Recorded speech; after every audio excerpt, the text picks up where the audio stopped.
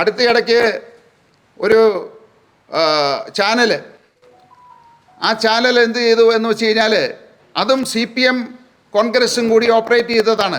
ആ ചാനലിനെ വിളിച്ചിട്ട് ഇവിടുത്തെ തെരഞ്ഞെടുപ്പ് ഉദ്യോഗസ്ഥനാണ് പഞ്ചായത്ത് സെക്രട്ടറി. ആ സെക്രട്ടറിയുടെ ഒരു ഇൻ്റർവ്യൂ എടുത്തിട്ട് സെക്രട്ടറി പറയുകയാണ് ഈ ബെന്നി ബെഹനാനും ഇവരെല്ലാം പറഞ്ഞത് ശരിയാണെന്നുള്ളത്. എന്തിൻ്റെ അടിസ്ഥാനത്തിലാണ്? അദ്ദേഹത്തിനെതിരെ ഞങ്ങൾ ഇലക്ഷൻ കമ്മീഷനിൽ പരാതി കൊടുത്തിട്ടുണ്ട്, ഹൈക്കോടതിയിൽ പരാതി കൊടുത്തിട്ടുണ്ട്, അന്വേഷണം നടന്നുകൊണ്ടിരിക്കുന്നു. അത് ക്രിമിനൽ കുറ്റമാണ് ചെയ്തത്. അദ്ദേഹം ഇവിടെ പറഞ്ഞത് മുഴുവൻ ആളുകൾ തെറ്റിദ്ധരിപ്പിക്കുന്ന പ്രസ്താവനയാണ്. 22-23 വർഷമാണ് ഞാൻ പറയുന്നത്. പഞ്ചായത്ത് ഫണ്ട് നഷ്ടം ഇല്ല. ഇത് ഓഡിറ്റ് റിപ്പോർട്ടിൽ ആര് വേണമെങ്കിലും സൈറ്റിൽ കയറി നോക്കിയാൽ കാണാം. ഇത് ഉയർത്തി കാണിക്കുന്നതല്ല, ഇത് കഴിഞ്ഞാൽ ആർക്ക് വേണമെങ്കിലും പരിശോധിക്കാം. ഞാൻ ഈ പറയുന്ന കാര്യങ്ങൾ, ഇതിൻ്റെ കോപ്പിയും എല്ലാവർക്കും തരാം. പഞ്ചായത്ത് ഫണ്ട് നഷ്ടം 22-23 ഇല്ല, 23-24 ഇല്ല, 24-25 ഇല്ല. CFC സെൻട്രൽ ഫണ്ട്, ഇത് കേന്ദ്ര ഗവൺമെൻറ്റിൻ്റെ ഫണ്ടാണത്. ഇവിടുത്തെ സെക്രട്ടറി ഒരു ചാനലിനോട് പറയുകയാണ്, ചാനൽ 5 മിനിറ്റ് പ്രക്ഷേപണം ചെയ്യുകയാണത്, CFC ഫണ്ട് ലാപ്സ് ആവുമെന്ന്. അയാൾ ഇത്രയും കാലം സെക്രട്ടറി ആയിട്ട് ഇരുന്നിട്ട് പഞ്ചായത്ത് രാജ് നിയമം എന്താണെന്നോ പഞ്ചായത്ത് എങ്ങനെയാണ് ഫങ്ഷൻ ചെയ്യുന്ന പോലും അറിയില്ല എന്നുള്ള ഏറ്റവും വലിയൊരു വെടിത്തരമാണത്. സെൻട്രൽ ഫണ്ട് എന്ന് പറയുന്നത് ആ ഫണ്ട് നമുക്ക് പഞ്ചായത്തിലേക്ക് നിക്ഷേപിക്കുകയാണത്. അത് ഒരിക്കലും തിരിച്ചെടുക്കില്ല, നഷ്ടപ്പെടാൻ സാധിക്കില്ല അത്. അപ്പോൾ അത്രയും ശുദ്ധമായിട്ടുള്ള കള്ളത്തരമാണ് ഈ വിളിച്ചു പറയുന്നത്. അതൊരു സെക്രട്ടറി വിളിച്ചു പറയുന്നു. അപ്പോൾ എത്രയോ നിയമലംഘനമാണ് അയാൾ ചെയ്യുന്നത്. അവിടെ ഈ ഓഡിറ്റ് റിപ്പോർട്ടിൽ കൃത്യമായിട്ട് പറഞ്ഞിട്ടുണ്ട് CFC നഷ്ടം ഇല്ല, 2023-24 ഇല്ല, 24-25 ഇല്ല. ഇനി കേന്ദ്ര സംസ്ഥാന സർക്കാർ മറ്റ് സ്ഥാപനങ്ങൾക്കുണ്ടായ നഷ്ടം അതും 22-23, 23-24, 24-25 ഇല്ല.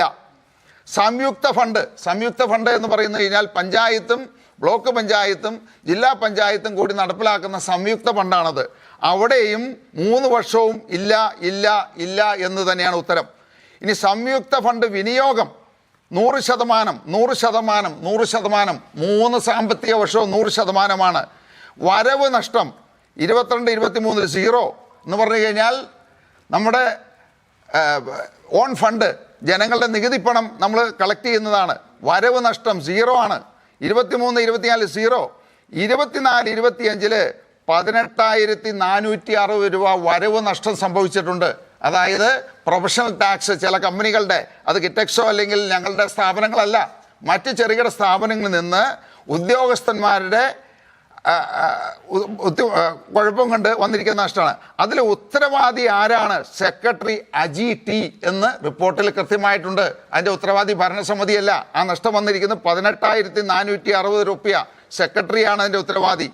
ഇനി ചെലവ് നഷ്ടം ഈ 3 വർഷവും 0. ഇനി അടുത്തത് വരവ് നിരീക്ഷണം. വരവിൻ്റെ കാര്യത്തിൽ ഓഡിറ്റ് നിരീക്ഷണമാണ്. ആ നിരീക്ഷണമില്ല, ആവശ്യമില്ല, 3 വർഷവും ഇല്ല എന്നാണ്.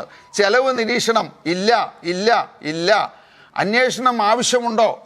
തുടരന്വേഷണം അതും ഇല്ല എന്ന് പറഞ്ഞു കഴിഞ്ഞാൽ വളരെ ക്ലീൻ ആയിട്ടുള്ള റിപ്പോർട്ട്. ഇതിൻ്റെ കോപ്പി നിങ്ങൾക്ക് തരാം.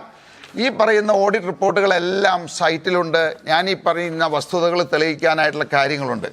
അപ്പോൾ വളരെ പച്ചയായിട്ട് ഇങ്ങനെയുള്ള കാര്യങ്ങൾ ആളുകളെ തെറ്റിദ്ധരിപ്പിച്ചുകൊണ്ട് ഈ തെരഞ്ഞെടുപ്പിൽ 2020 പരാജയപ്പെടുത്താനായിട്ടുള്ള ഒരു ശ്രമമാണ് ഇവിടെ നടന്നിരിക്കുന്നത്.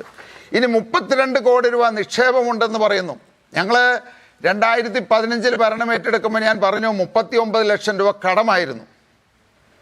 അത് 2020 എല്ലാ വികസനങ്ങളും പൂർത്തിയാക്കിയതിന് ശേഷം ഞങ്ങൾ 13,57,00,000 നിക്ഷേപമിട്ടു.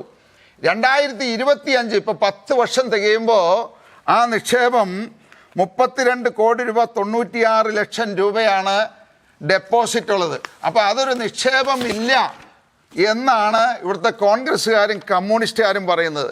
ഇത് സ്റ്റേറ്റ് ബാങ്കിലും ഈ ബാങ്കിലൊക്കെ കൊടുത്തിരിക്കുന്നതിൻ്റെ ഡെപ്പോസിറ്റ്, ഫിക്സഡ് ഡെപ്പോസിറ്റ് ഇട്ടിരിക്കുന്നതിൻ്റെ കോപ്പിയാണ്, ഇതിൻ്റെ സ്റ്റേറ്റ്മെൻ്റാണ് ഇത്. ഇന്നലെ ഹൈക്കോടതിയിൽ ഫയൽ ചെയ്തിരിക്കുന്നതിൻ്റെ കോപ്പിയാണിത്.